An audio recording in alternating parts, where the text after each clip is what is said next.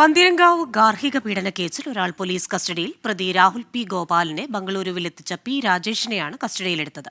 അതേസമയം രാഹുൽ പി ഗോപാലിനായി blue corner notice പുറപ്പെടുവിച്ചു. CBI മുഖേനയാണ് കേരള പോലീസ് ഇന്റർപോളിന് കത്തയച്ചത്. ജർമ്മനി, സിംഗപ്പൂർ തുടങ്ങിയ രാജ്യങ്ങളിലെ വിവരങ്ങൾക്കായാണ് ബ്ലൂ കോർണർ നോട്ടീസ് പുറപ്പെടുവിക്കാൻ ഇന്റർപോളിന് അപേക്ഷ നൽകിയത്.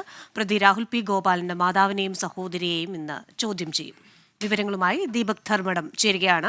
ദീപക്, കൂടുതൽ പേരിലേക്ക് അന്വേഷണം എത്തുന്നു. അതേപോലെ തന്നെ ഒരു രാജ്യാന്തര തലത്തിൽ ഉള്ള അന്വേഷണം, അത് തിരിച്ച് ഈ പ്രതിയെ ഇവിടെ എത്തിക്കാൻ വേണ്ടി ഇന്റർപോളിന് ഒരു കത്തയച്ചിട്ടുണ്ടെന്ന് മനസ്സിലാക്കുന്നുണ്ടല്ലോ. വിവരങ്ങൾ.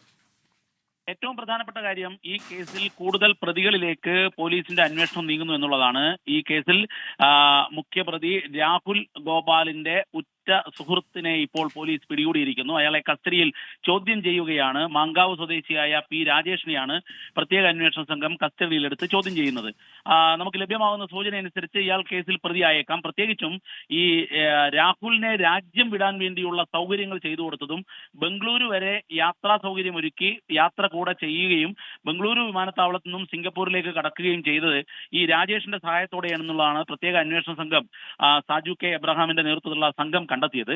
ഇതിൽ മാത്രവുമല്ല, ജർമ്മനിയിലെത്തി എന്നുള്ള വിവരം രാജേഷിന് വാട്സപ്പ് മുഖേന വന്ന കാര്യവും പോലീസ് സ്ഥിരീകരിച്ചിട്ടുണ്ട്. സൈബർ സെല്ലിന്റെ സഹായത്തോടുകൂടി, ഐടെക് സെല്ലിന്റെ സഹായത്തോടുകൂടി കോഴിക്കോട് വിശദാംശങ്ങൾ നൽകിയത്.